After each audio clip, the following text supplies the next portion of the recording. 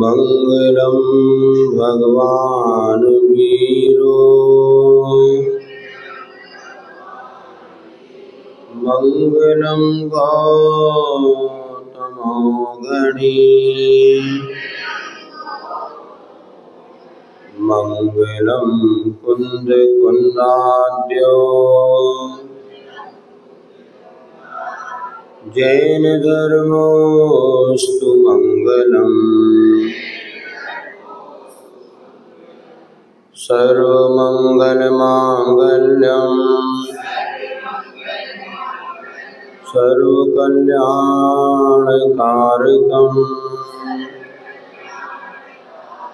प्रधानम सर्वधर्माणां जैनम जयतु शासनम वंदे विद्यासागरम।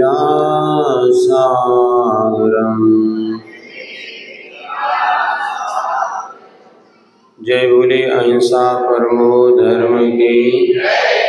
शासन नायक भगवान महावीर स्वामी की। आचार्य भगवान श्री कुंज कुंद महाराज की। आचार्य गुरुवर श्री विद्यासागर जी महाराज की।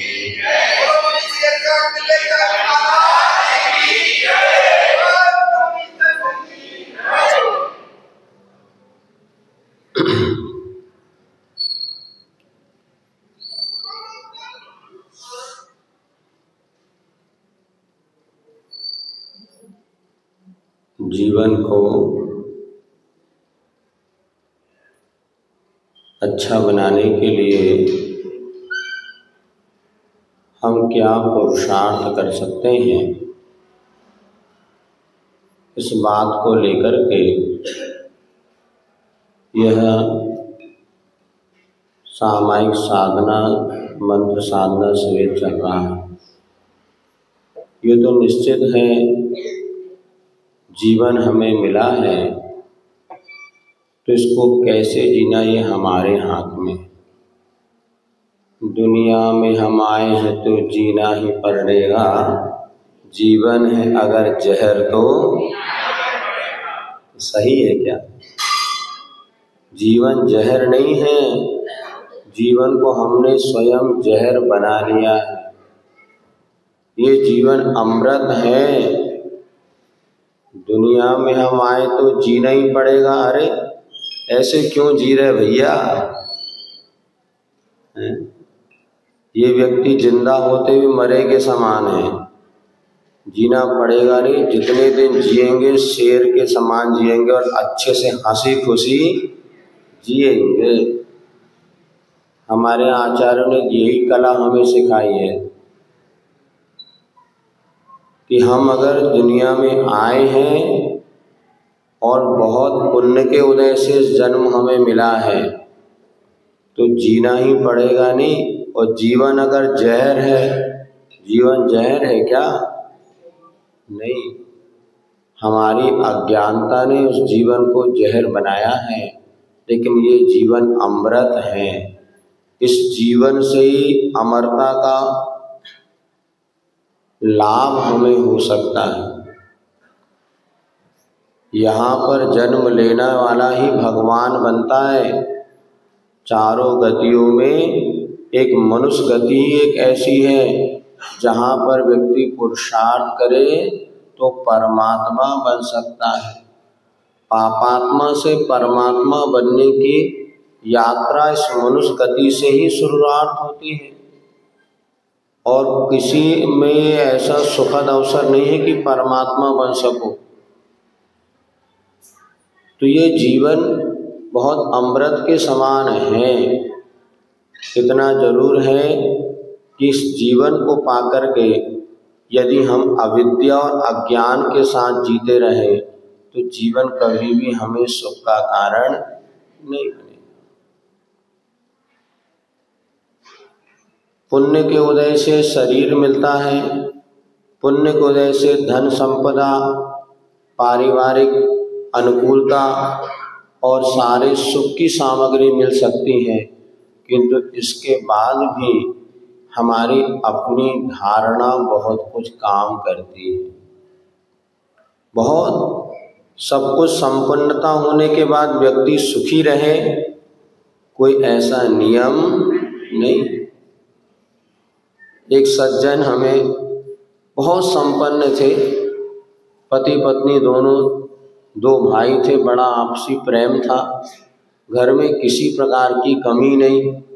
और हम भी सोचते थे इनके साथ, और धर्म से जुड़े होते, दान पूजा में जो कहो दान ऐसे देते थे कि बाएं हाथ को दे तो दाएं हाथ को पता ही ना चले, और दाएं हाथ से दे तो बाएं हाथ को पता ना।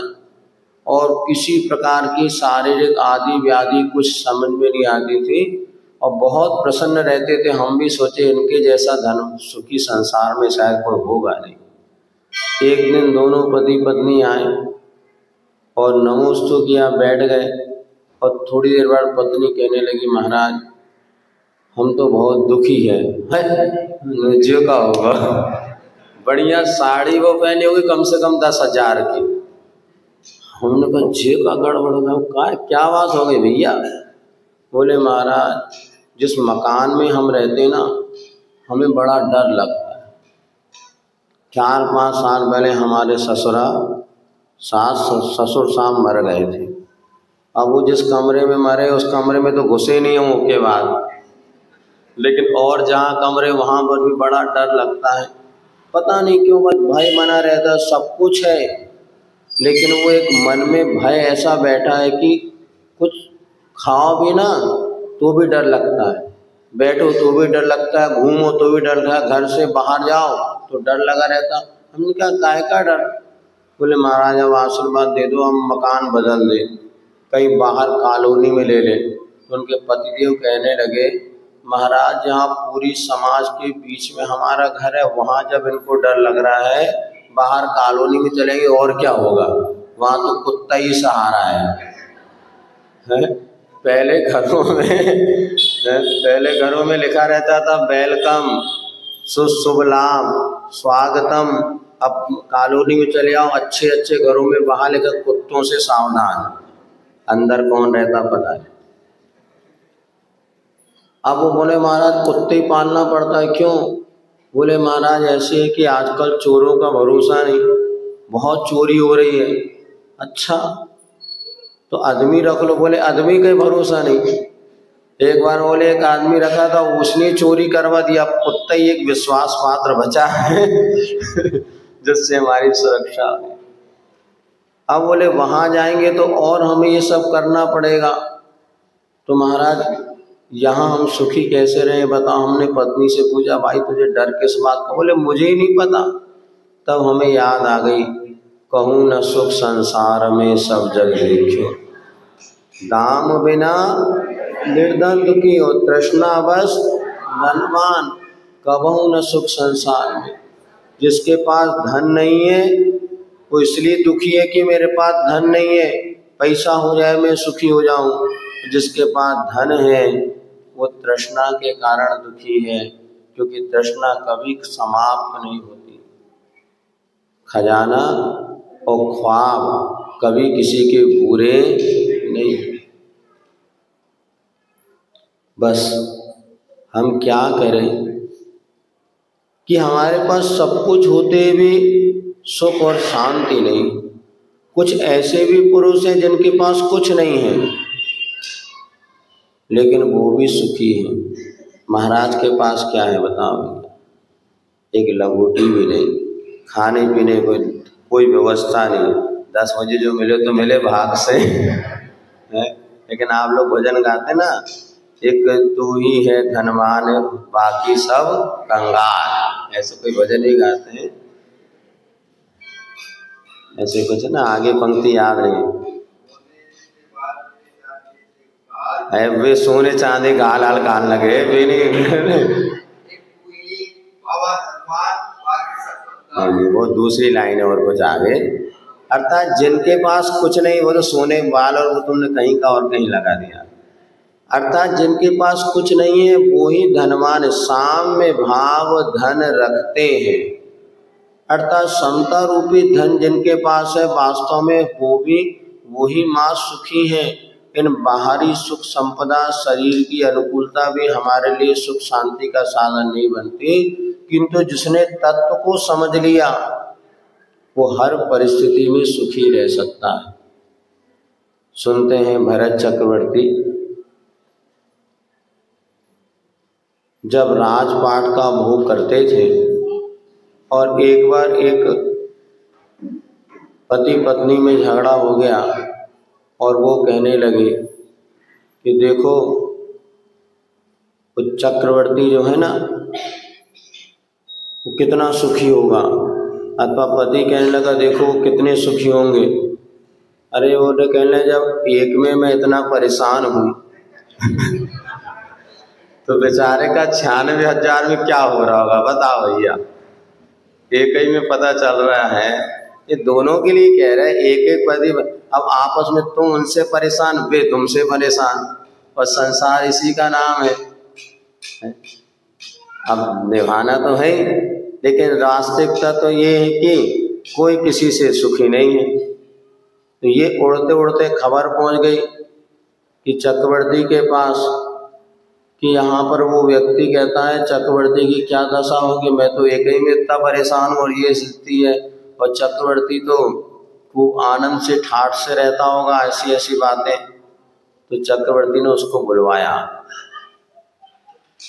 मतलब इतने विषय भोग में लगा होगा वो, तो भोग तो उसको क्या होगा आदि आदि चक्रवर्ती ने उसको बुलाया, बोले भैया एक काम करो, आज जितना सुख मैं भोग रहा हूँ ना वो सुख तुम्हें देखना है, और पूरे दरबार में रानवास जो जो चीज़ यहाँ पर सुख की सामग्री वो सब इस व्यक्ति को दिखाओ, लेकिन शर्त इतनी है कि तुम्हारे जाते समय तुम्हें हाथ में एक कटोरा दिया जाएगा जिसमें तेल भरा है, और बस शर्त इतनी, अगर तेल की एक बूंद गिरी ना तो तुम्हारे सिर से गर्दन गिर जाए। अब जाओ देख करके आओ। अब बताते हैं वो व्यक्ति निकला, उसके दरबारी दिखाते रहे, देखो ये रानियों का महल है, ये देखो यहाँ पर राजसभा लगती है, ये देखो ये खेल का मैदान है, ये देखो ये सारी चीज़ें हैं। पूरा राजमहल उन्होंने घुमा दिया, और शाम को जब वापस आया तो पूछा भैया क्या देखे, कुछ आनंद आया? बोले महाराज पहले अपना कटोरा पकड़ो, जान बची तो। अरे जान बच गई, मैं तो तुम कह रहे कि ये देखो इधर कल एक तेल की बूंद गिर ना जाए, इस पर मेरा ध्यान था। बस चक्रवर्ती ने बताया भैया भले मैं संसार में रहता हूँ, किंतु मेरा ध्यान जो है हमेशा मृत्यु पर लगा रहता है, कि आज नहीं कल मुझे मरना ही है। जब मुझे मरना है तो मुझे किसी पदार्थ पे आसक्ति का भाव, मैं सबके बीच में हूँ किंतु जलते भिन्न कमल है। जैसे कमल होता है कीचड़ में रहता है किंतु कीचड़ में कभी भी लिप्त, ऐसे सम्यक दृष्टि की दशा है मुनिराज की नहीं। एक सम्यक दृष्टि श्रावक भी जो होता है ना, वो भी इतना निरीह वृत्ति वाला होता है कि कीचड़ में खिलने के बाद भी बिल्कुल कमल के समान निष्प्रह निरीह रह सकता है। और वो चक्रवर्ती का उदाहरण सामने है। बस हमारे सामने हमेशा मृत्यु सामने रहती है। तो भैया देखो सब कुछ नष्ट होने वाला है। छोटा सा देश है भूटान, बताते वहाँ के लोग खूब प्रसन्न रहते और खूब स्वस्थ रहते हैं और दीर्घायु भी रहते हैं। क्यों? उन्होंने एक सिद्धांत बना लिया, सब कुछ छूटना है, सब कुछ नष्ट होने वाला है, इसलिए कल की ज्यादा चिंता सुन नहीं रहे। हम दुखी किस लिए हैं? आज की चिंता में नहीं, कल क्या होगा। और वास्तविकता तो ये है, कल का दिन देखा किसने? बोलो बोलो, कल का दिन देखा किसने? बोलो जल्दी से। आज का दिन खोए क्यों?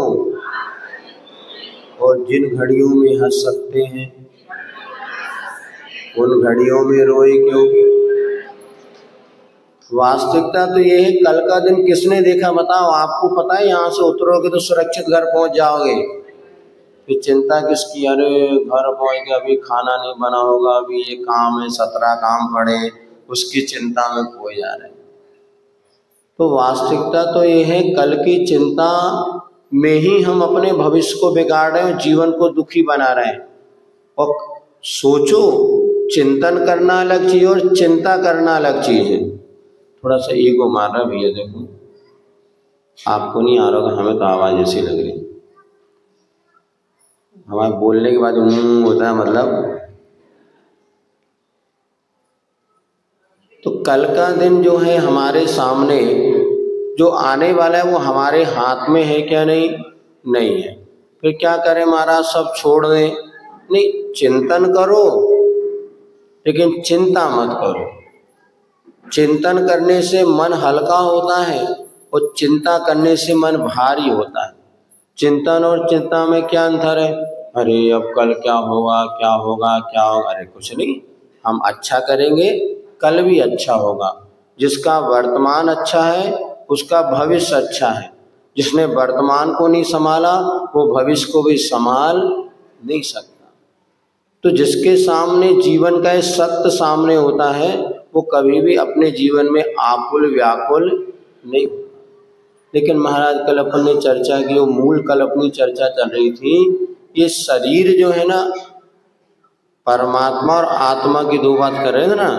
तो परमात्मा को तो हमने स्वीकार कर लिया, और परमात्मा हमारे जीवन में क्या कर सकता है, परमात्मा का क्या हमारे ऊपर उपकार है, ये चर्चा अपन ने की। और आत्मा के विषय में चर्चा चल रही थी कि शरीर सो मैं नहीं हूँ, किंतु शरीर के भीतर तो मैं हूँ।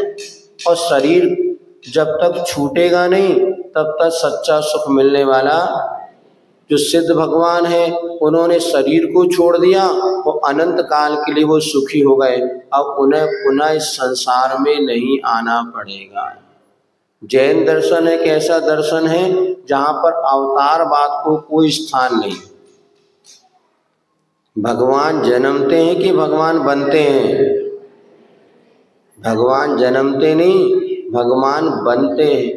फिर अभी आप ही नहीं तो कल अभी जयंती बनाओगे, महावीर जयंती आई, भगवान महावीर का जन्म हुआ, पार्श्वनाथ जयंती पारसनाथ का जन्म हुआ, ये हम कहते हैं। लेकिन ये पार्श्वनाथ महावीर बालक का जन्म होता है।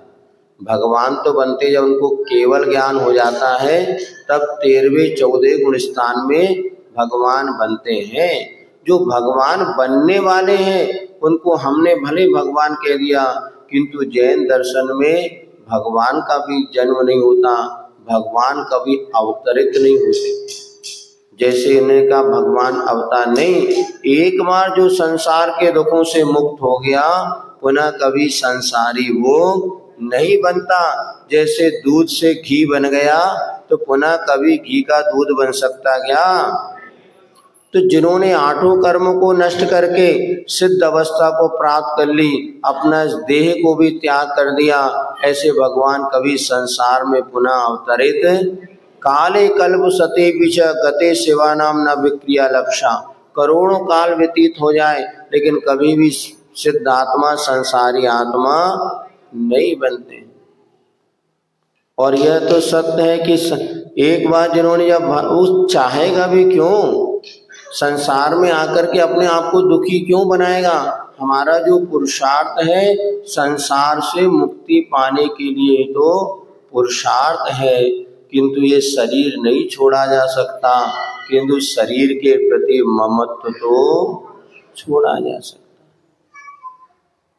आचार्य शांति सागर महाराज जी से किसी ने पूछा, महाराज आप इतने व्रत उपवास क्यों करते हैं, क्या आपको मन आपका चंचल है क्या? तो उन्होंने कितने उपवास किए थे? 9,938 उपवास, शायद परसों से बताया। तो उन्होंने कहा हमारा मन चंचल नहीं है, किंतु शरीर के प्रति अनादिकालीन जो मोह बना हुआ है ना, आसक्ति का भाव है, इसे कम करने के लिए हम उपवास करते हैं। लगातार उन्होंने 16 भी उपवास किए।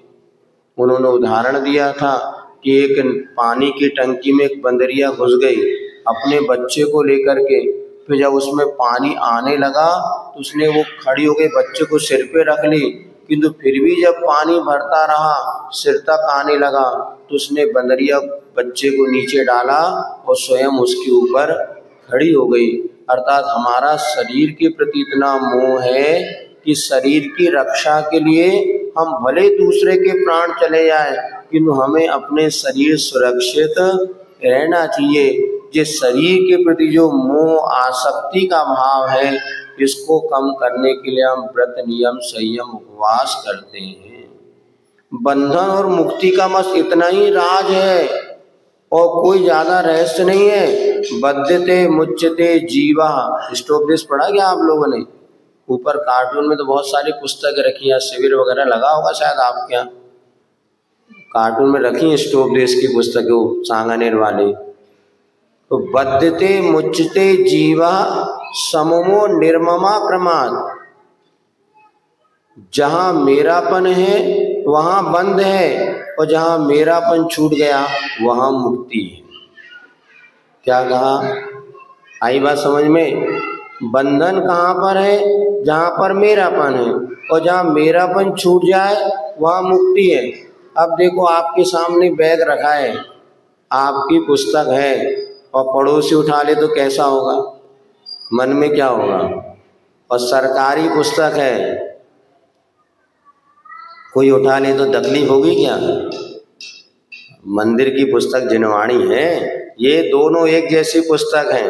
एक आपको जो बैग में मिली थी आपकी पर्सनल, और एक जनरल मंदिर की अभी शाम को बात है, दोनों पुस्तक रखी। एक में आपका नाम लिखा है फलाने चंद जी, फलानी भाई।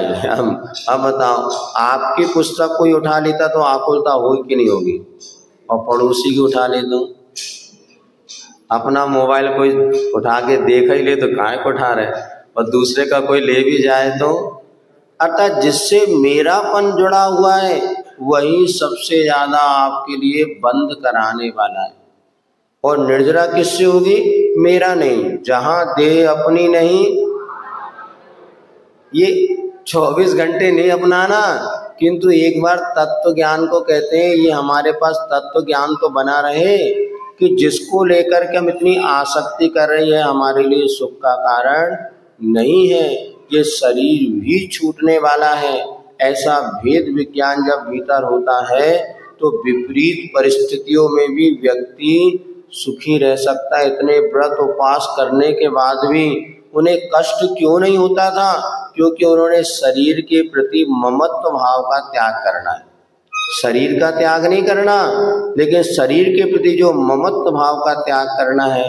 और जब ममत्व भाव का त्याग हो जाएगा तो आप बड़े से बड़े तप साधना आराधना कर लेंगे। क्योंकि शरीर वास्तव में इसका स्वभाव क्या है? शरीर से कभी सुख मिलेगा क्या? कल आपको बताया था, निस्दिन करे उपाय देह का रोग दशा, दुर्जन देह स्वभाव बराबर, मूरख प्रीति बढ़ावे। जितना आप इसके साथ पुरुषार्थ करेंगे, जितना आप इसको सुखी बनाने का प्रयास करेंगे, उतना वो दुख का कारण बनेगा। पोषत तो दुख दोष करे, शोषत अति सुख उपजावे। और यह नर तान पाए महातप कीजे, जामे सार यही है। इस शरीर को प्राप्त करके क्या करना? तप करना। कैसे तप करना? शक्ति के अनुसार करना, किंतु बिना तपे सुगंधी फूटने वाली नहीं है। आप सोचो कि खूब 2 बार 4 बार खिलाएंगे पिलाएंगे खूब शरीर सुख देगा? नहीं। फिर क्या करना पड़ेगा? इसको कंट्रोल में करना पड़ेगा। कैसे कंट्रोल में? एक सिद्ध सागर महाराज जी हुए और वहाँ पे संलेखना के लिए वो आए थे नेमावर में। और जब उनकी संलेखना चल रही थी तो आरिका उनके पास पहुंची, महाराज आपकी समाधि का काल है, अब हमारे लिए कुछ ऐसा उपदेश दो जिससे हमारा भी मोक्ष मार्ग अच्छी तरीके से प्रशस्त होता चले। हम भी उस समय बैठे थे। उन्होंने कहा, बेटा, कोई बुजुर्ग थे बहुत सियाने थे, बेटा ये 4 अंगुलों की जो जिब्बा है ना, इसको चोटिया ले करो। ये 4 उंगल की जो जीभ है ना, इसको चोटिया ले करो। क्योंकि ये अर्थात इसको वश में किया करो। जिसने अपनी जिह्वा इंद्री को वश में कर लिया उसने सारे संसार को वश में कर लिया। जो अपनी जिह्वा इंद्री को वश नहीं किया, ऐसा चटोरा व्यक्ति कभी भी न शरीर से सुखी हो पाता है और ना वह दूसरों के लिए सुख का कारण बन पाता है। और सबसे ज़्यादा यदि हमारी कहीं आसक्ति है तो किस में है? खान पीन में। इसलिए साधु बंदे सबसे पहले बेटा यहीं पर लगाया, एक बार भोजन मिलेगा 24 घंटे में। बहुत कठिन है। हम यही सोचते थे बाकी सब काम ठीक है, अब 24 घंटे में एक बार भोजन, चलो भोजन तो निपट लो, पानी तो 2-4 बार की छूट होना चाहिए ना। बोले तुम लोग समर्थन करो भाई, इतना कठिन कैसा? तुम तो दिन में 10 बार ले रहे हो महाराज, एक ही बार भोजन और एक ही बार पानी पीना। जैसे तैसे ठंड, तो फिर गर्मियों में तो और छूट तो होनी चाहिए कि नहीं होनी चाहिए? बताओ, नहीं होना चाहिए। बड़े होशियार हैं। तुम बेटा 2 बार खाओ, 4 वाले महाराज कोई कई बार, और पानी भी एक बार। हम यही सोचे बहुत कठिन है, एक बार भोजन पानी कैसे करेंगे? क्योंकि दिन भर कुछ ना कुछ तो गृहस्थ घर में तो चलता ही रहता है, जब आ गया था। लेकिन एक बार भोजन पानी, ये सबसे बड़ा उन्होंने कंट्रोल पहले कर दिया कि भैया एक ही बार भोजन पानी करो। यदि आप साधक बनना चाहते हो, कुछ साधना करना चाहते हो, तो पहले इसको जवान पे कंट्रोल करो। जवान माने जीवा, इसके 2 काम हैं, बकना और चकना। रसना इंद्री के 2 काम हैं, कौन सी? चखना और बकना। 2 इंद्री से जीव बोलने लग जाता है, एक इंद्री जीव बोलता नहीं, 2 इंद्री जहाँ जीव आ गई तो बोलने लगता है। और चखना माने स्वाद लेने लगता है।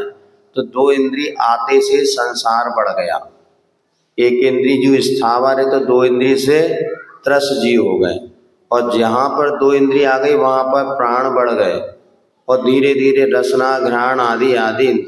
तो उन्होंने कहा था जिह्वा इंद्री को चोटिया लिया करो, क्योंकि जिसने अपनी रसना इंद्री पर विजय प्राप्त नहीं कर पाया वो कभी भी शरीर को भी सुख का साधन उसका बनेगा नहीं।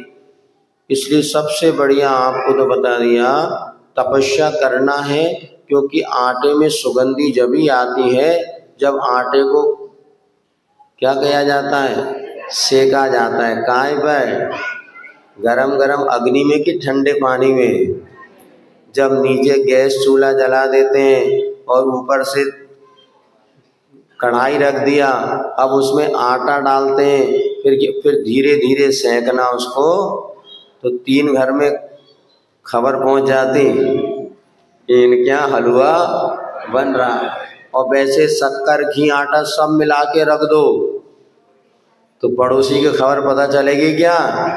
लेकिन जैसे अग्नि का संपर्क होगा, जैसे ताप मिलना शुरू होगा, फिर देखो पहले झरिया घुमाते से उसको एकदम बैठ के देखना नहीं कि घी शक्कर आटा डाल दिया और बैठ जाओ, क्या होगा? आटा जल जाएगा। फिर सावधानी से अप एंड डाउन ऊपर नीचे हिलाते रहो, नजर हटी जल जाएगा कसार। और जब वो सिक जाता है बढ़िया खरखरा, फिर देखो मगध के लड्डू भी बनते हैं, उसको भी ऐसा सेका जाता है। और पहले ये काम होता था, बनता था, बच्चों को कभी कभी काम मिल भी जाता था। तो ये एक प्रक्रिया इतनी इसी प्रकार हमें तपना तो जरूरी है, क्योंकि बिना तपे जीवन में सुगंधी नहीं आएगी। बिना तपे ये शरीर कभी सुख का साधन नहीं बनेगा। आपने अनुभव करके देख लिया, 10 लक्षण में जितना शरीर से सुख मिलता था अब नहीं मिल रहा। 10 दिन ना पेट दुख रहे थे, ना पेट दुख रहा था, ना सिर दुख रहा था, थोड़ी सी कमजोरी शाम को लगती थी, वो भी सो जाओ तो बढ़िया गहरी नींद आती थी। और अब क्या हो रहा है? दवाई खानी पड़ रही महाराज नींद की। क्यों? अब नींद नहीं आ रही, क्योंकि दिन भर खाने लगे। 2 बार 3 बार शरीर की आवश्यकता को देख लो। और तपना तो जरूरी है, बिना तपे कभी भी बारिश नहीं होती। जब सूरज खूब तपता है, धरती तप जाती है, तब बादल आते हैं और बरसात होती है। यदि सच्चा सुख आप चाहते हो तो लिख के रख लो, हमें तपना तो पड़ेगा। और कैसे तपेंगे? विवेक रखना, शक्ति को छुपाना नहीं और शक्ति का उल्लंघन करना नहीं। तो महाराज एक आध उपाय बताओ। तो हमारे यहाँ आचार्य आगम में सीधे सीधे सबसे पहले बताई है, रस्सी का पालन करना शुरू करो। 7 रस्सी होती हैं, पता है? और अपना हाथ जगन्नाथ है, अपने को स्वयं बनाना और स्वयं खाना है। आज कौन सा दिन है भैया?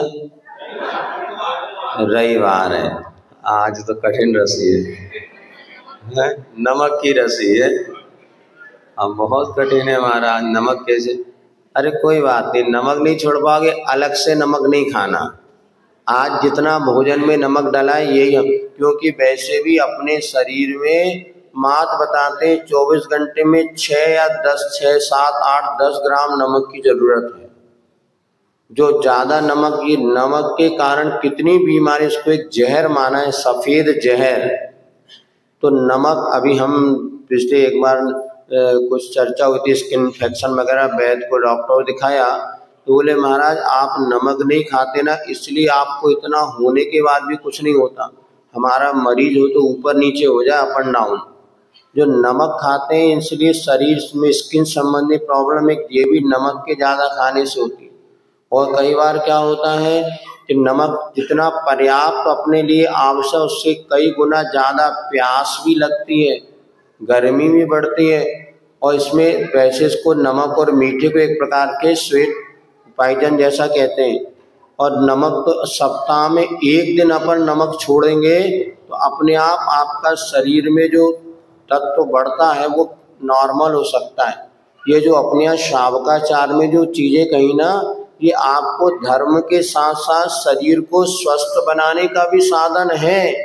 इस शरीर से हम सुखी कैसे रहें, ये बात हमने आपको कल के दिन चर्चा करेंगे। तो ये करके देखना, आप पूरा उपवास मादी नहीं करना, कोई बात नहीं, 1 दिन हम नमक नहीं लेंगे बन, और कुछ नहीं, अभ्यास हो जाता है। नमक बनाओ, हलवा बना के खा लो, हलवा में भी नमक डालना पड़ता है ना। मैं सोचा थोड़ा सा डालते बता चटनी, खीर में तो डालते हैं, गेहूं की खीर में डालते नहीं डालते? हाँ नमक डाला है तो देखो, इसलिए बता रहे हैं, हमें ध्यान है कि थोड़ा सा नमक डालते हैं उसमें, लौंजी में नहीं पड़ती। हाँ देखो बहुत सारे आइटम आपको मिल जाएंगे, बिना नमक के काम हो जाएगा। चटोरा आदमी कहीं ना कहीं जुगाड़ कर ही लेता है। और नहीं तो औरिया बना लो, औरिया आंवले का, उसमें भी नमक जरूरी है क्या? अरे बिना, लचका बना लो, खार का लचका। सुनो, देखो आप मन बनाओ ना, देखो जहां ममत्व कम होगा ना, आप करके 1 दिन हम नमक नहीं लेंगे तो जो 6 दिन में अतिरिक्त नमक आपके शरीर में होगा वो कंट्रोल। और ऐसा कुछ नहीं होता नमक नहीं लेने से हानि होगी। आचार्य महाराज ने पूरी जिंदगी नमक नहीं लिया, 50 साल हो गए। हम लोगों को भी आचार्य महाराज ने कहा कुछ नहीं, लेकिन हम लोग ऐसा छोड़ दिया, 25 साल हो गए कभी नमक। वो कोई चोरी छुपे चोर लोग दे देते तो क्या करें? कई ऐसे बदमाश होते, वो कहते महाराज कुछ नहीं है, कुछ नहीं है, कुछ नहीं है, और जबरदस्ती नमक डाल देते। वो कहने का उनका कहते महाराज स्वास्थ्य के लिए भी, इतना तो हम भी जानते हैं, 25-30 साल हो गए आप। और अब आदत ऐसी होगी, नमक नहीं लेने में दिक्कत नहीं, नमक मिल जाए तो उस दिन आधा भोजन होता है, वो भीतर ही नहीं जाता। कारण इस शरीर भी आदत बन गई। और एक तपस्या का जो आपका प्रारंभ के चरण में जो आपको कठिन लगता था, धीरे धीरे अभ्यास से वो पता भी नहीं चलता। जब आप लोग क्या, कभी आप लोग अतिथि संवाद के लिए भोजन बनाते हैं, उस समय आप जो भोजन करते हैं नहीं भी रहता तो खूब अच्छा लगता है और सब खाते हैं। लेकिन जब अपने लिए बनाते हैं तो उसमें मिर्च मसाला कर ही लेते हैं। तो सप्ताह में एक रविवार का दिन जो नमक का त्याग जो लिखा है ग्रंथों में, ये आपके लिए सुखी बनाने का साधन है। ये आपको नमक का त्याग करा के कोई दुखी बना रहे, ऐसा नहीं। पहले ये समझना, ये मेरे शरीर के प्रति ममत्व को त्याग। उस समय याद रखो, किनको याद रखना? गुरु जी को याद करो। आचार्य को मानते क्या नहीं मानते सब लोग? हाँ, उनकी बात मानते क्या? उनके उन्हीं जैसी चर्या में यह चित्त सदा। इसका अर्थ क्या हो गया? जैसे उनकी चर्या है, उनकी चर्या कैसी थी? दिन में एक बार भोजन लेते थे, बिना नमक मीठा का लेते थे, बिना हरी सब्जी के लेते थे। क्या एक दिन हम बिना नमक के नहीं रह सकते? पूछना अपने मन से, कोशिश करके देखना। अरे हम जिन गुरु की भक्ति कर रहे हैं, स्तुति कर रहे हैं, अर्घ चढ़ा रहे हैं, जिनकी वंदना कर रहे हैं, एक दिन उनके जैसी चर्या करके देखेंगे तो हम रविवार को नमक नहीं लेंगे। करके देखना। फिर अपने आप जो खाना बनाने वाले हैं, कल से वो सोचेंगे कि इनको क्या कर दें इससे इनका पेट भर जाए। और भर जाता, खाली होना चाहिए पेट, रूखी सूखी कुछ नहीं समझ में आती, सब भीतर चले आते। उपवास की पारणा जब होती ना तो आधा हार तो पता ही नहीं चलता क्या चला गया। आधे हार के बाद नखरे सीखते कि ये नहीं है वो नहीं है। पेट हो खाली फिर कुछ नहीं पता चलता, रूखा सूखा सब। तो एक दिन अपन नमक का त्याग, आज रविवार है, नमक का त्याग करके देखो। सुबह जो माल टाल खाए अलग बात नहीं, जिन्होंने खाया उनकी कह रहे, वो तो यही समझना शिवरात्रि तो आधे होंगे, आधे तो बाहर वाले निपटा गए होंगे। अब इतना करना, आज अपने को ऊपर से नमक नहीं लेना, जो सब्जी में डाला, जो डालते बनाते समय हो गया। ये आपको क्या होगा, शरीर को में रह करके सुखी। फिर देखना आपको इतना आनंद आएगा कि हाँ यार हमने कुछ तो किया आज। कल आपको लगेगा मैंने बहुत बड़ा। अब दूसरा दिन होता है सोमवार। सोमवार को क्या, हरी सब्जी नहीं खाना। अब हरी सब्जी के बिना कैसे चलेगा? बात तो ठीक है, क्योंकि अभी वैज्ञानिक रिसर्च या ज़्यादातर अभी जो चल रहा है कि अन्न हमारे लिए पाचन तंत्र के लिए उतना कहना चाहिए पाचन तंत्र समर्थ नहीं है कि बहुत सारा अन्न आप ले लो। अब एक ये भी परंपरा चलने लगी स्वास्थ्य के लिए आप हरी सब्जी फलों का ज़्यादा प्रयोग करें। इसलिए अब क्या करें, हरी सब्जी फलों में भी कीटनाशक इतने डलने लगे कि वो भी हानिकारक सोने। अब क्या करें, सबसे बढ़िया अपने घरों में लौकी, भिंडी, गिलकी, कुछ सब्जियां जो आप घर में उगा सकते हैं वो उगाएं। अब नहीं है तो हम भी क्या करें, अभी ऑर्गेनिक खेती का चलने लगा, वहाँ से सब्जी वगैरह कुछ लोग बिना कीटनाशक के भी सब्जी वगैरह उगा रहे हैं। लेकिन उसका दाम थोड़ा बड़ा तो रहेगा ही, क्योंकि जो उसको हो रहा है उसके सामने आप पूछो कितनी समस्या है, और वो जब उत्पादन करके देगा तो थोड़ी महंगी होगी, और महंगी होगी तो आप उसको लेते नहीं हैं। और उसके बाद भी जो लोग समझदार होते हैं वो लोग ऑर्गेनिक सब्जी और फल आदि, गेहूं आदि का प्रयोग कर रहे हैं। भले 1800 का गेहूं 4000 में मिलेगा, लेकिन जिंदगी तो बचेगी। अब क्या कर सकते हैं? अब महाराज का किस पर आश्रित है? महाराज की चर्या किस पर आश्रित है? श्रावकों के। अब श्रावक शुद्ध खाएगा तो शुद्ध खिलाएगा, अब वो वही जहर खा रहा तो हमें क्या खिलाएगा? हम भी सोचते जो इनकी गस्सो हमारी गत। एक दिन हम लोग चर्चा कर रहे थे उधर प्रमाण सागर महाराज जी के पास, वो बार बार कहते थे कि देखो ऑर्गेनिक मिले तो लेना, नहीं तो पानी पी करके आ जाना। हमने कहा महाराज पानी पी लो तो भी इनको कुछ फर्क पड़ने वाला। वो कहना महाराज तो बहुत अच्छा पानी पी रहे हैं। आचार्य शांति सागर महाराज जी ने 9 वर्ष तक दूध चावल मात लिया, 9.5 वर्ष तक। तो पूछा किसी ने, महाराज आप दूध चावल क्यों लेते हैं? बोले भैया आप दूध चावल क्यों देते हैं? अरे बोले आप जो देंगे तो वो तो लेंगे ना, हम कहाँ से ले आएंगे? तो अच्छा महाराज इसलिए नहीं लेते। 9 साल, सुन रहे हैं आप लोग, 9 दिन का शिविर है, 10 दिन का, लेकिन 9 साल की बात। और एक आहार उपवास करते थे। जब दूसरे दिन श्रावकों ने फिर जब पारणा भोजन के समय दाल रोटी भाकरी ज्वार की सब बना के महाराज को फिर दिया, फिर महाराज ने नहीं लिए। बोले महाराज आज क्यों नहीं लिया आपने? बोले बताओ भैया ये तुमने ज्वार कब पीसी? बोले महाराज 3 बजे रात में उठ के पीसी थी आज, क्योंकि जिस दिन चौका लगता है ऐसा लगता है बहुत बड़ा हवा हो रहा है, और 3 बजे से खटक पटक बात से नहीं। कभी भी रात में पिसा हुआ अन्न खाने से खिलाने से रात्रि भोजन का दोष लगेगा। इसीलिए दाता को इतना विवेक रखना चाहिए कि रात्रि में कोई भी कार्य नहीं होना चाहिए। बोले महाराज 3 बजे उठ के हमने पीस लिया मसाला, मसाला तो रखा ही था घर में, वो मसाला। अरे फिर महाराज ने बताया श्रावकों को भी ऐसा अमर्यादित मसाला नहीं लेना चाहिए।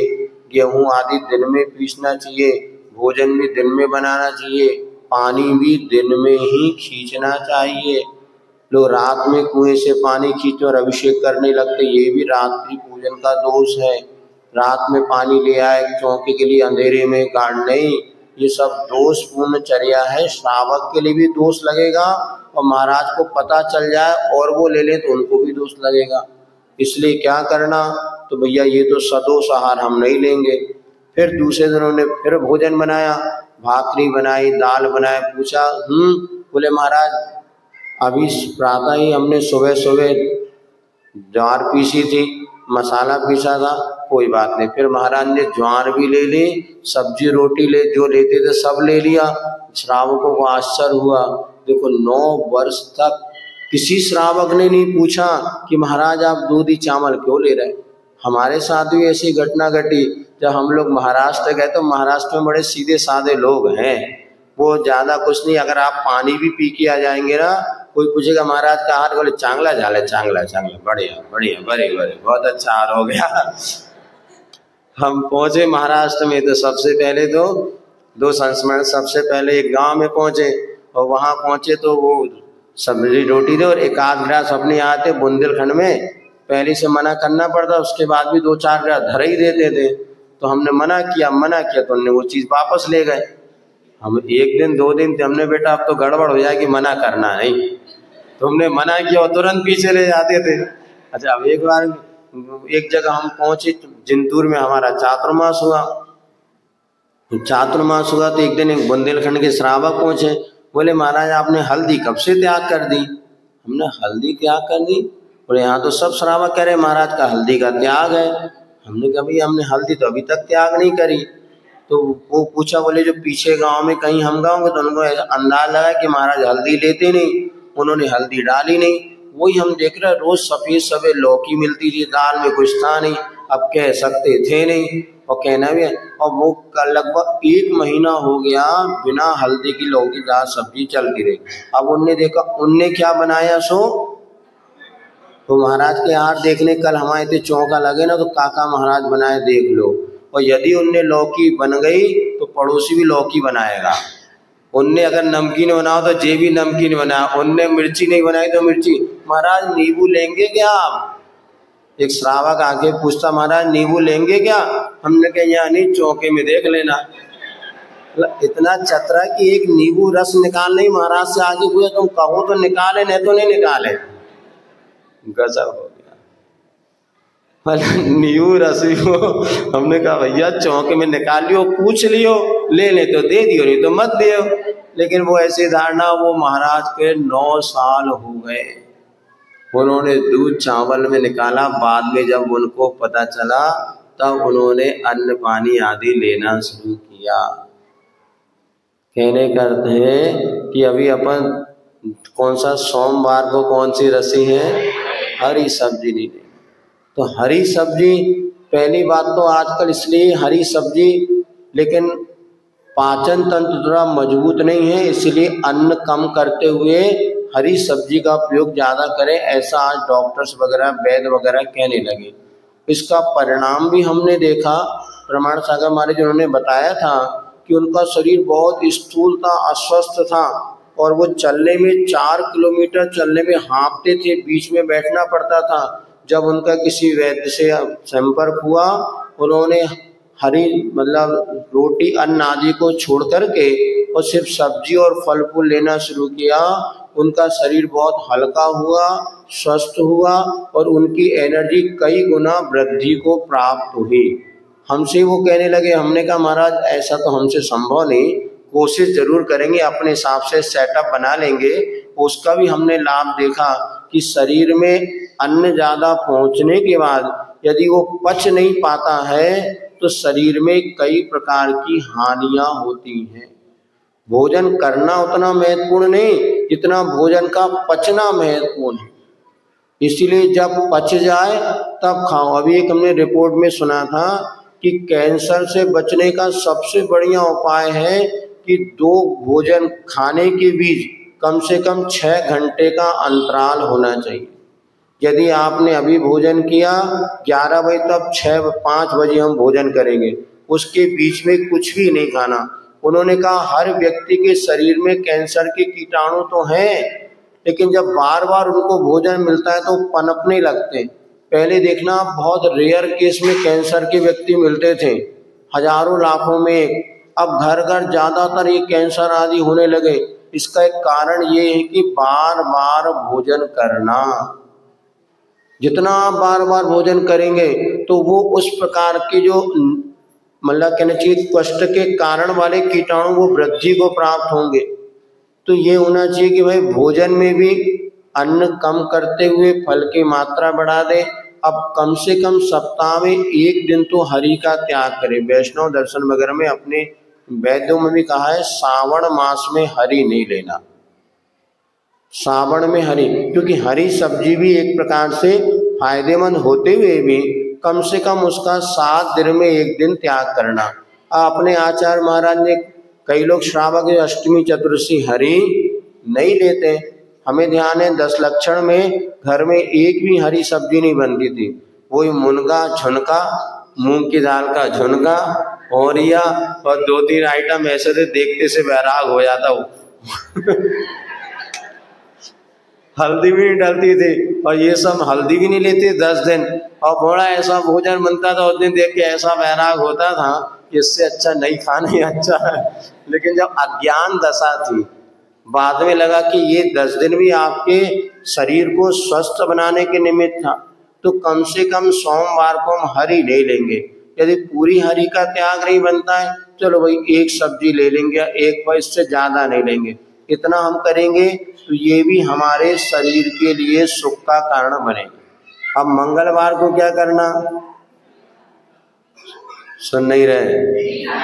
मंगलवार को क्या करना, उस दिन हलवा नहीं खाना। किशमिश, हाँ किशमिश ले सकते हैं, खारक ले सकते हैं, मुनक्का ले सकते हैं, लेकिन शक्कर और गुड़ नहीं लेना। चल सकता है क्या? करके देखो, बड़ा आनंद आएगा। एक दिन हमने मीठा नहीं लिया। इसके बाद बुधवार, गाय की रसी, घी नहीं लेना। 1 दिन घी का प्रयोग नहीं करो। वैसे भी लोग समझते हैं घी हानिकारक है, नहीं। पहले क्या होता था, वास्तव में जो गाय का घी होता है और गिर गाय का घी जो बिलोना जाता ना मत करके, वो घी हानिकारक नहीं होता। आचार्य महाराज ने तो कई बार कहा कि और हमने प्रैक्टिकल किया। एक समय हमारा कोलेस्ट्रॉल बढ़ा हुआ था, और जब ये गिर गाय का घी आदि लेना शुरू किया, इससे कोलेस्ट्रॉल कम हुआ। लोग सोचे घी लेने नहीं, जो दही के आपका भैंस के दूध का आप जो दही बनाते हैं या जो मलाई का घी बनाते हैं, ये हानिकारक है। लेकिन यही आपके गाय का दूध और उसका घी निकाले वो ही मत करके, तो वो कभी भी हानिकारक नहीं होता। अब जैसे आप खाई रहे तो कम से कम 7 दिन में 1 दिन घी का त्याग करें। और वैसे भी हमें ऐसा लगता है कि घी की यदि शुद्धि नहीं हो पाती, घी किसे कहते हैं, अटपहरा घी, अर्थात जो तुरंत निकाला हुआ, आज बाजार आदि के घी का कोई भरोसा नहीं है। नहीं है तो अपने को भैया तेल भी अच्छा है, शुद्ध तेल अगर निकलवा लो, आजकल मशीन आती है, तो ये तेल भी आपके लिए कई प्रकार से फायदेमंद हो सकता है। और घी यदि अपन मात्रा लोभ के चक्कर में घी लेते हैं तो हानिकारक होता है। घी 1 दिन के लिए घी नहीं खाना, कठिन काम है क्या? अपना हाथ जगन्नाथ, आज घी की सब्जी नहीं बनाएंगे। घी वैसे सब्जी तो तेल की बनाते ना तुम लोग, काले दाल में थोड़ा घी का कड़का लगाते हैं, और 1 दिन बिना उसकी करो, 1 दिन औरिया बना लो। औरिया में घी डालना पड़ता क्या, वो तो वैसे ठंडा होता है। अब देखिए 1 दिन घी का त्याग। अब इसके बाद कौन सा आ गया, गुरुवार। गुरुवार को दूध नहीं लेना। बोलो 1 दिन बिना दूध के चल सकता है क्या? चल सकता है। आचार्य महाराज ने वर्षों दूध का त्याग किया। दूध और दूध से बने आइटम हम नहीं लेंगे। इसके बाद शुक्रवार, शुक्रवार को दही का त्याग। दही माने दही, इमली की खटाई हाँ ले सकते, नींबू भी ले सकते, इसलिए तो बता रहे हैं। शुक्रवार को संतोषी माता में चलता है नींबू, मगर अपने यहाँ जैन दर्शन में दही का त्याग है। उस दिन आप नींबू ले सकते, इमली ले सकते, अमचूर ले सकते। सुन नहीं रहे? तो दही माने दही और मठा, यदि उसमें आप अच्छे से छाछ बना लो। छाछ किसे कहते हैं? जिसमें से पूरा नवनीत निकल गया। निवृत्ति षट रस का त्यागी भी छाछ ले सकता है, लेकिन वो छाछ ऐसा नहीं दही को मथ दिया, वो छाछ नहीं मानी जाती। जिसमें से नवनीत निकल गया, ऐसा जो तक्र होता है, जो छाछ होता है, ये त्रिदोष नाशक होता है। वात पित्त कफ तीनों को नाश करने वाला ये छाछ होता है। तो एक दिन दही का त्याग, वैसे भी दही रोज खाते नहीं, और दही के साथ अगर पर दाल का प्रयोग करते हैं तो वो द्विदल माना जाता है, ये अभक्ष हो जाता है। इसलिए एक दिन दही का त्याग शुक्रवार। अब कौन सा दिन आ गया? शनिवार। शनिवार को हाँ शनि को तेल चढ़ाओ, लेकिन तेल मत खाओ।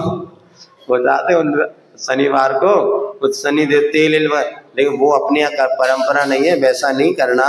वहाँ पे अर्थ ये कि आप शनिवार के दिन तेल का त्याग करना, और इससे इंद्रिय संयम भी होगा और शरीर के लिए अनेक प्रकार की विकृति से आप बचेंगे। तो प्रारंभिक चरण में ये सप्तऋषि का अगर आप त्याग करते हैं और 7 दिन तो करके देखो, जो शरीर को जितना आप कंट्रोल करेंगे, संयमित करेंगे, उतना वो सुख का साधन बनेगा। तो ये 7 दिन के लिए करना है, हो सकता है क्या नहीं? हाँ? आज से नियम, चलो एक तो पक्का ग्राहक मिला। सिंगई जी पूछ लो घर है। हाँ कोई बात नहीं, नहीं हाँ वो सुनो सुनो करके देखना। देखो शरीर में रह करके हम शरीर को कैसे सुख का साधन बना सकते हैं। वैसे तो सुख का साधन बनता नहीं, लेकिन संयमित होने पर। एक श्राविका हमारे पास आए थे, कहाँ की बात है, छिंदवाड़ा में हमारा चातुर्मास चल रहा था। उसने बताया, महाराज मुझे पहले शरीर में इतनी बीमारी थी कि 5,000 से 10,000 रुपए की दवाई हर महीना लेने पड़ती थी। एक बार एक मुनि महाराज आए और उनका जब उपदेश हुआ, उन्होंने कहा देखो व्रत नियम संयम उपवास हमारे लिए रामबाण औषधि है। और उन्होंने ये बताया था कि, और हमने ही पढ़ा, एक समाधि मरण उत्साह दीपक नाम का एक ग्रंथ है, उसमें लिखा है अनशन रूपी तप में सारे के सारे रोग जल के भस्म हो जाते हैं। और यदि तीव्र कर्म को ऐसे रोग नष्ट ना भी हो तो उतना कष्ट नहीं देते जितने की सामान्य अवस्था में कष्ट देते हैं। अब बोले हमने सुना, उस दिन से सप्ताह में एक दिन उपवास करने का नियम ले लिया, और आज 3 साल हो गए, हमें अब 1 रुपए की भी दवाई नहीं खानी पड़ती, और शरीर हमें सुख का साधन बना। उपवास करने से दुख मिलता है कि सुख मिलता है। इसमें लिखा है लंघनम त्रिदोष नाशनम। जब आपका मन बने खाऊं नहीं खाऊं, खाऊं नहीं खाऊं, तो क्या करना? एक नीति है, खाना नहीं खाना, खाना नहीं खाना, खाना नहीं खाना तो नहीं खाना। बोलो शुरू से बोलो, खाना नहीं खाना, खाना नहीं खाना, खाना नहीं खाना तो मन बोले खाओ नहीं, और पाखाना जाना नहीं जाना, जाना नहीं जाना, जाना नहीं जाना तो जरूर जाना। पाखाना माने अब पेट में लगेगी जाऊं कि नहीं जाऊं, जाऊं कि नहीं जाऊं, तो जरूर जाओ, क्योंकि ये नीति है। और जब नहीं खाने का मन हो तो बिल्कुल नहीं खाओ। लेकिन वो कहते महाराज जे नहीं मानत, और जे कह रहे वे नहीं मानत। हाँ दोनों बेटा चोर चोर मौसे रे भाई, मन में भावे और मूड हिलावे। बोले नहीं नहीं नहीं नहीं नहीं आंदो आंदो, नहीं नहीं नहीं नहीं आंदो मना। अब ऐसी नहीं, लेकिन समझना, आप भी समझो, आज परिवार में जो बीमारी पड़ रही है वो नहीं खाने से नहीं, खाने से कोई बात नहीं। आज आप मत खाओ, यदि वो कहने आज मेरी इच्छा नहीं है तो आज कुछ मत खाओ आप, वो उपवास करो, और उपवास करने से त्रिदोष नाश होते। एक आचार्य नीति सुनाते थे, पेट को लंघन, पैर को मर्दन और आंख को बंधन। जब कभी आपके आंखों में तकलीफ हो, सबसे अच्छा उपाय उसको पट्टी बांध दो।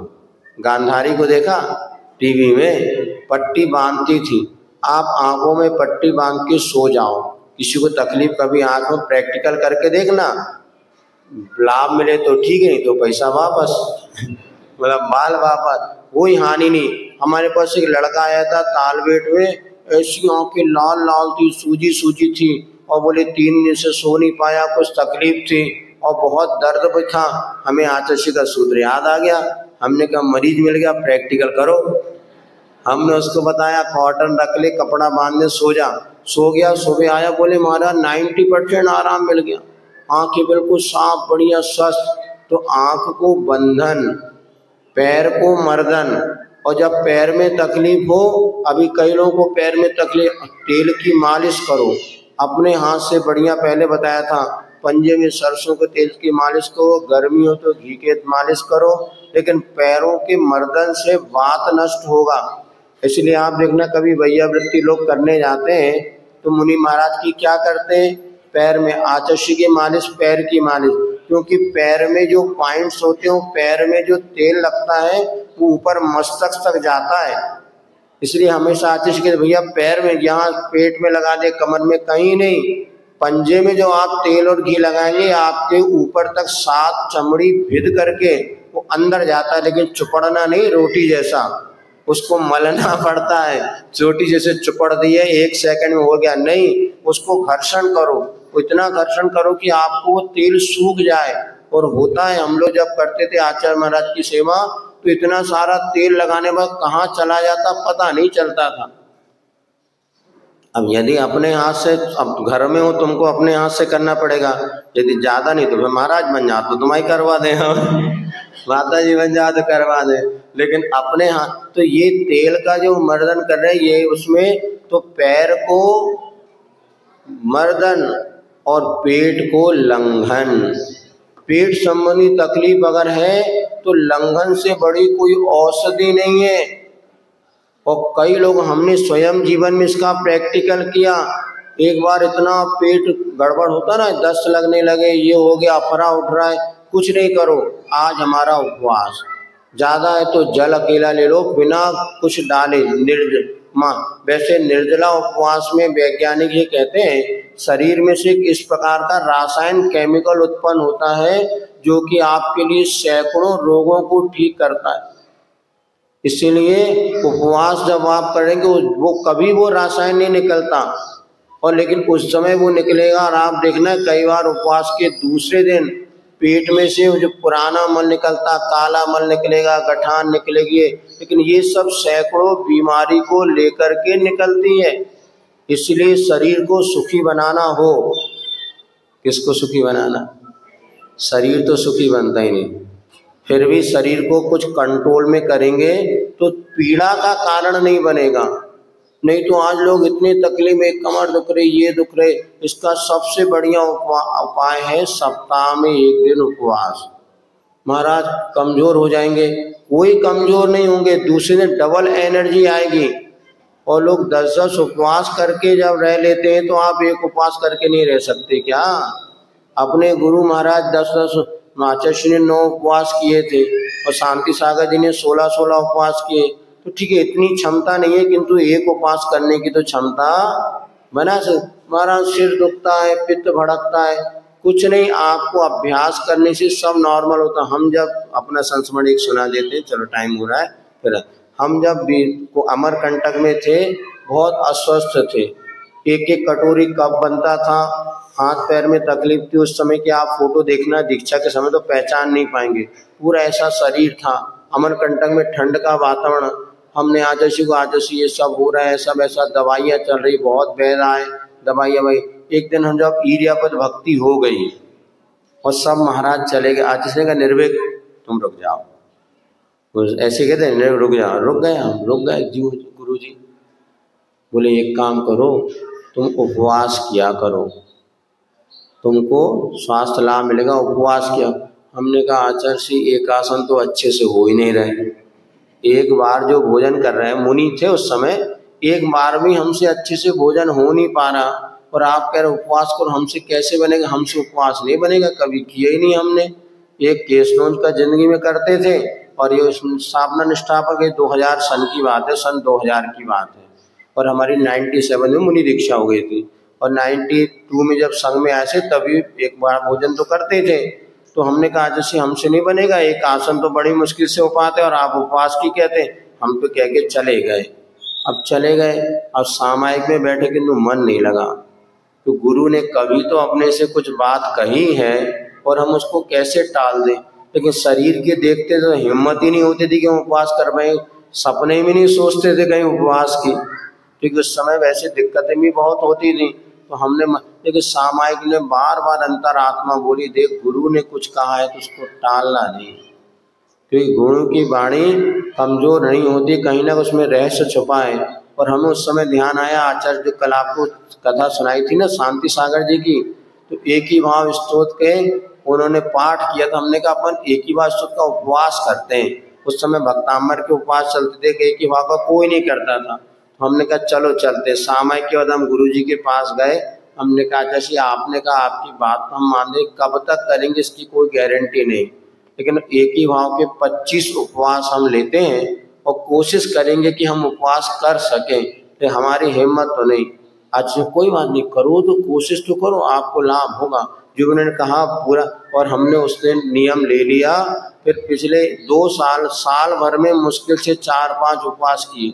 और जिस दिन उपवास करते थे आँख तो खुलती नहीं थी। जिस दिन उपवास होता था दिन भर लेटे रहते थे, आँख खुलती नहीं थी, और दूसरे ने ऐसी हालत होती कि 4 आदमी पकड़ के ले आए, ऐसी शक्तिहीनता हो जाती। फिर भी हमने कहा, गुरुजी ने कहा हमें करना चाहिए, और करना प्रारंभ किया। पहले साल में मात्र 5 उपवास हुए साल भर में, और कम हुए होंगे, लेकिन फिर दूसरे बार धीरे धीरे हिम्मत बनी और हमने अनुभव किया कि आज भले शरीर अस्वस्थ होता है वो कष्ट नहीं देता, और इतनी सहनशीलता है कि अब हम सारे के सारे कष्टों को हंसते हंसते सहन कर सकते। अन्यथा ये शरीर कभी सुख का साधन नहीं बनेगा। डॉक्टर कहता दिन भर खाओ लेकिन हमारी दवाई खाओ, और तुम डॉक्टर के, कोई डॉक्टर तो नहीं बैठा यहाँ जो दुकानदारी बंद कर दे। तुम हमारे पास कितनी भी बीमारी हो, एक बार हम बैठो, शुगर वालों के लिए तो उपवास रामबाण औषधि है।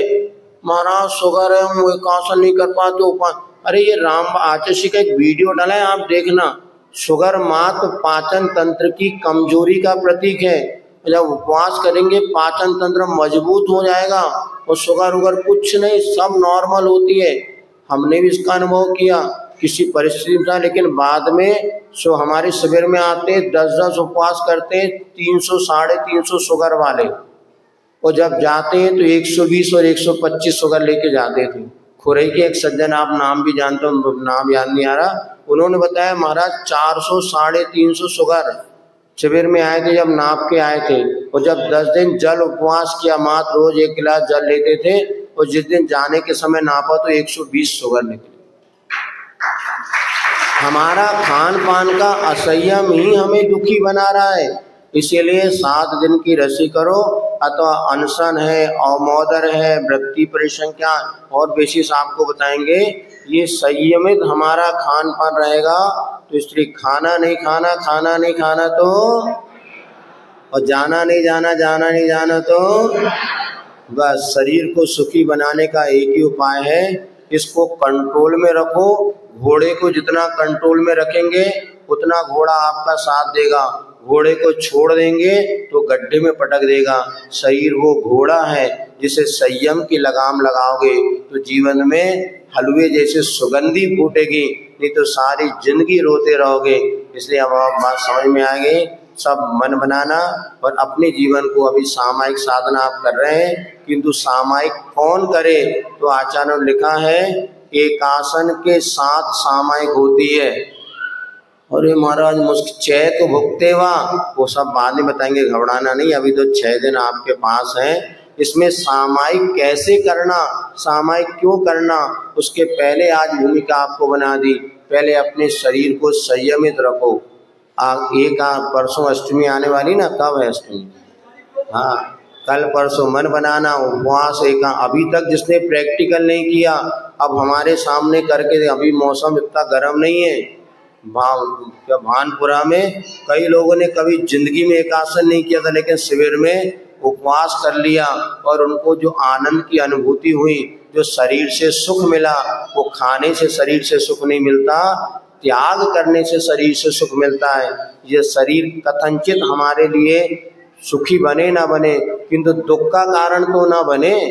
ये शरीर ही सबसे ज़्यादा दुख का कारण बन रहा है। इससे बचने के लिए ये 7 रसी और आपको जो उपवास बताया, इसको जीवन में अपना के देखें, गुरु के सानिध्य में हम प्रैक्टिकल करके देखें, फिर शेष जीवन में आपको इस शरीर भी ज़्यादा सुख का कारण बने न बने, किंतु दुख का कारण नहीं बनेगा।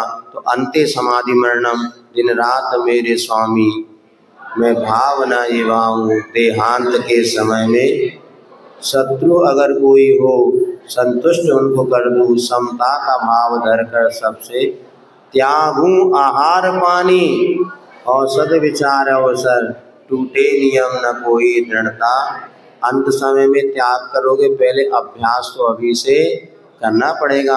अभी अपनों को अंत में समाधि मरण तक चलना है। मरना सबको, आपको मरना कि नहीं मरना? कैसे मरना? हंसते हंसते कि रोते रोते? अस्पताल में कि मुनि महाराज के पास? हाँ, गुरु की सन्निधि में मुनि और आरिका बन के हम मरे। अब तुम्हें मरने की कला सिखाएंगे भाई। अभी 6 दिन है, धीरे धीरे मरने भी तो ऐसे मरो कि बेटा हंसते हंसते मरो, और जी रहे हो को दुनिया में आए दिन, ऐसा नहीं जियो। जिंदगी को बहुत अच्छी हम बना सकते, बनाने का प्रयास करेंगे। इसी मंगल भावना के साथ बोलिए भगवान महावीर स्वामी।